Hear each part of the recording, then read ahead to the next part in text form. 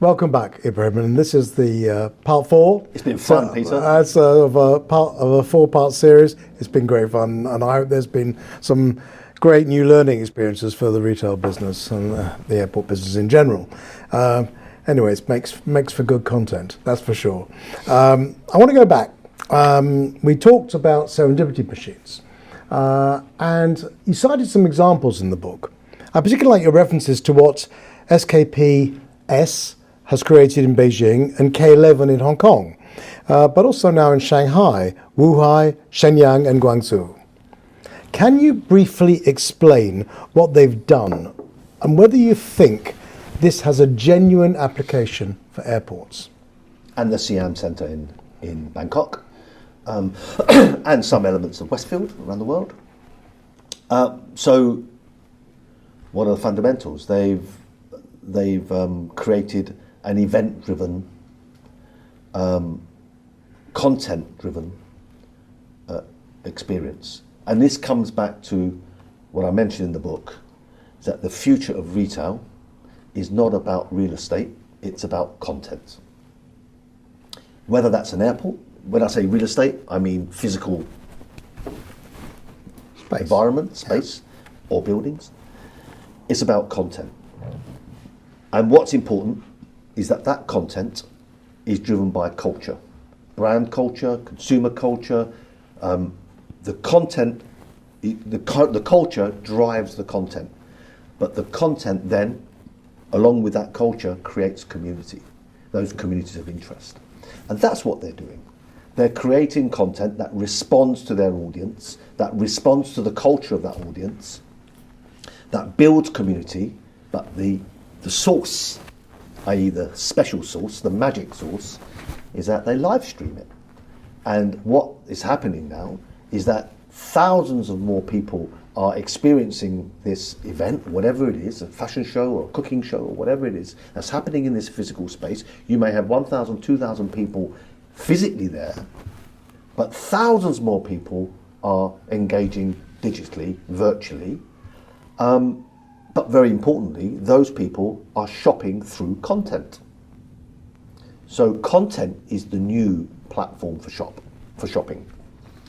And that's really, really interesting, because now our shopping places are no longer place dependent or indeed time dependent.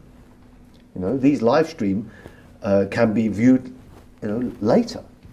So that's really interesting. So the opportunity for airport experience to be outreached through live streaming, the brands doing that, is really interesting. And I think it has absolute relevance to airports, yeah.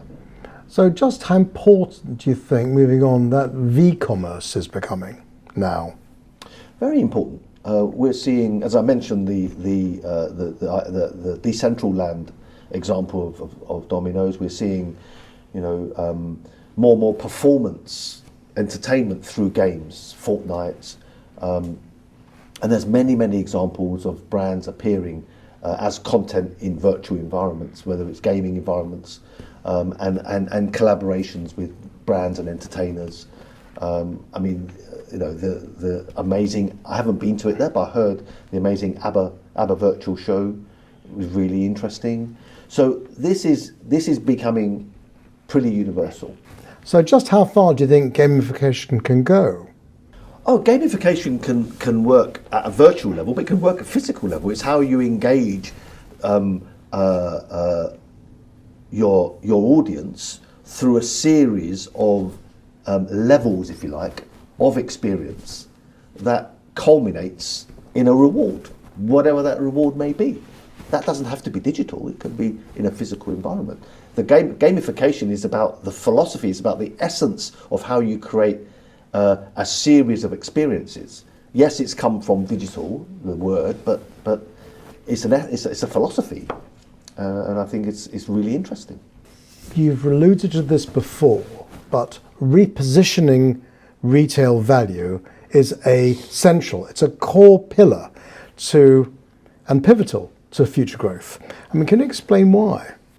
Yes, because what our challenge is to break the shackles of commodification. the commodification of brands is the biggest threat. And if we just put brands on shelves and rely on price, that's a race to the bottom. Unless you're in that game. If you're in that game, you can play that game because you've got economies of scale. Fine, we're seeing Shein, and we're seeing H&M, and we're seeing ASOS. They play that game. They play that game very well, and of course Amazon plays that game very well. But it's not a game everyone can play. So we've got to, I think, reposition value and brands in order to prosper, in order to remain relevant. They've got to drive value that aligns with the values of their customers. They've got to demonstrate they play a much bigger role than just what they sell.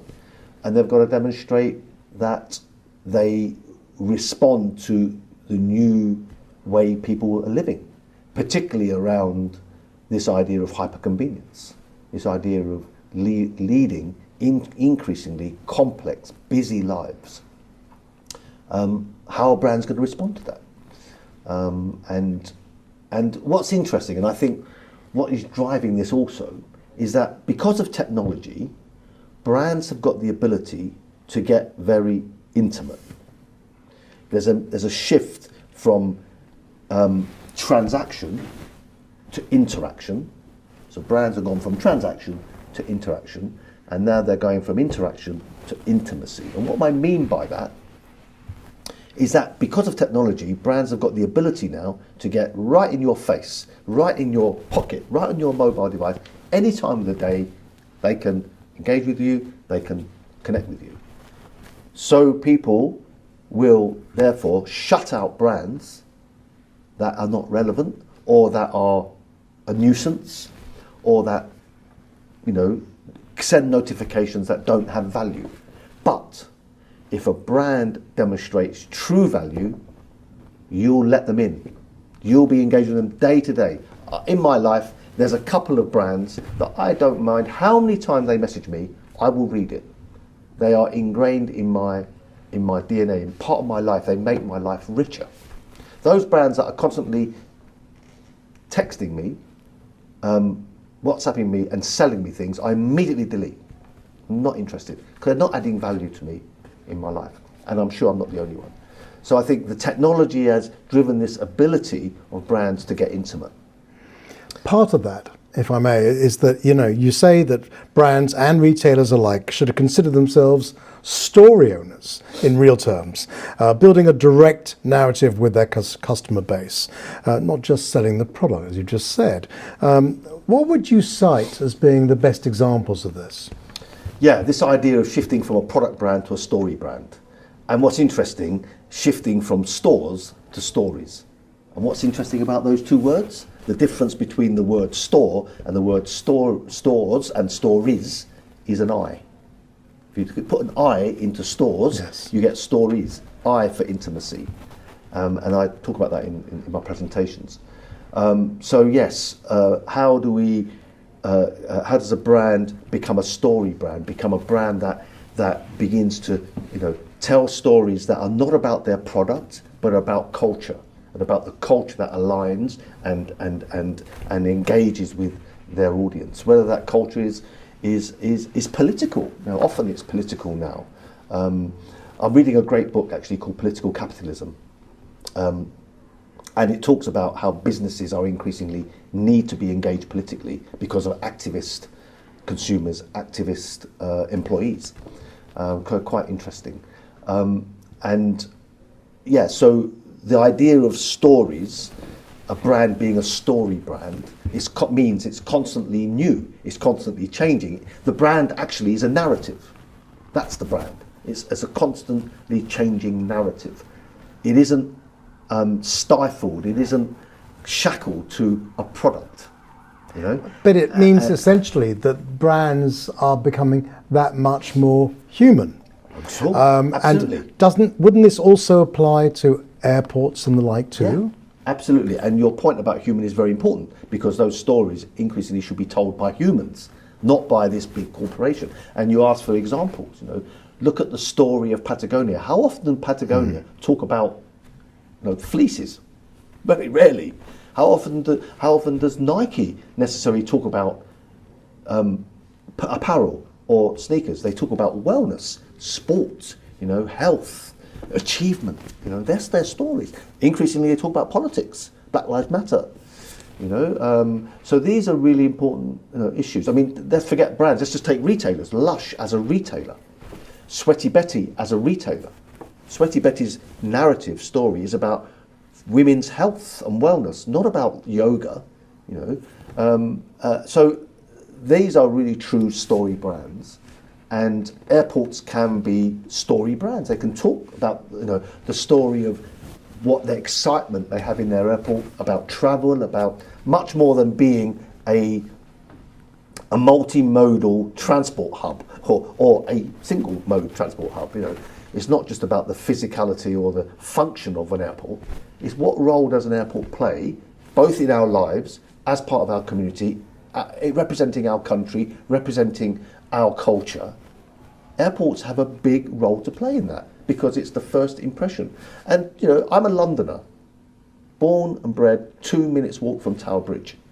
When two things that I feel proud to be a Londoner of is when I come through Terminal 2, having been to many airports, I think it's fantastic. I feel a sense of pride that this is a London airport. When I go on the New Elizabeth line, I have a sense of pride. It's the most fantastic level of design anywhere in the world. We are, as architects, as designers, in the UK, but predominantly in London, some of the best designers in the world around transportation, around public space, around retail. The world hub of retail design is in London. So these things are very important, and I'm very passionate about them, and it's a big part of my life. Okay, let's just get back to the bottom line, talk around money and metrics. You've argued for new value models and new metrics, that the purpose of the physical space has fundamentally changed. I mean, just how is this the case, and what are the implications? The purpose of some physical spaces will change. I think we'll still have, to a certain extent, conventional shops that do conventional things, but not exclusively. I think there'll be elements of an airport commercial offer that will change, and I think what you're referring to is how brands can use that space as a media platform, and and engaging with top consumers that travel. The challenge is how can the landlord, the airport, demonstrate the value of the value of that space to a brand, and how can it capture the data that demonstrates having this space, having an experience there, the amount of media impressions, the amount of engagement it drives beyond transaction.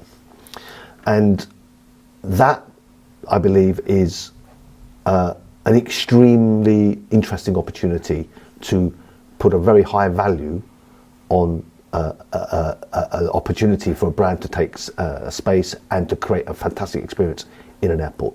And do you have something that you can provide airports in this respect? What I've just said, this sort of philosophy or this idea, this approach, has led to us to begin the journey of reinventing Portland again for the umpteenth time.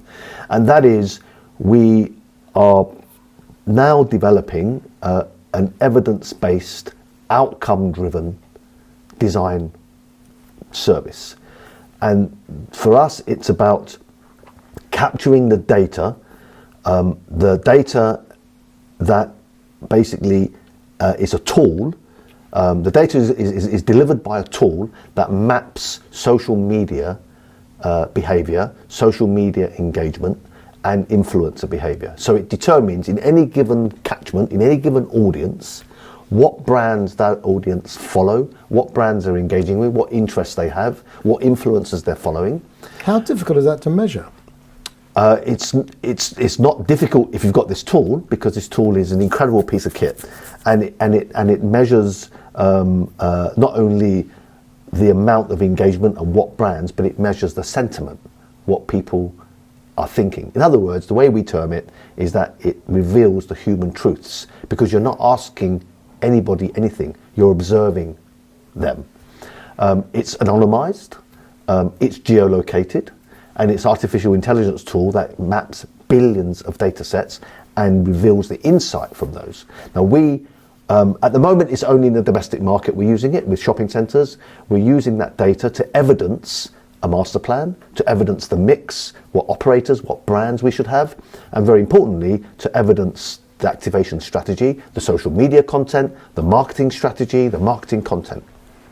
So creating, and I think we are the world's first, evidence-based, outcome-driven, human-centric design service is a really interesting next step in the business that keeps me very young. Can you disclose who's using it? No. Next question. And the last question. If there's one thing that you wanted to say to the travel retail global audience that reads and views TRunblock.com, what would it be? Cookie cutter retail is dead. We have got to absolutely deliver on the expectations of our audience and set up our businesses to be agile enough, because those expectations are changing extremely quickly. Benjamin Franklin very famously said, there's only two certainties in life: death and tax. And I want to add one more to that, and that is change. And that change is rapid.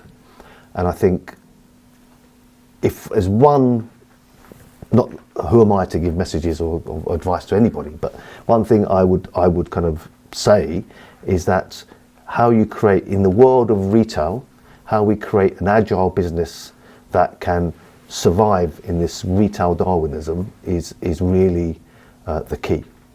Because retail consumerism is changing at warp speed. We're experiencing tectonic change that we've never experienced before.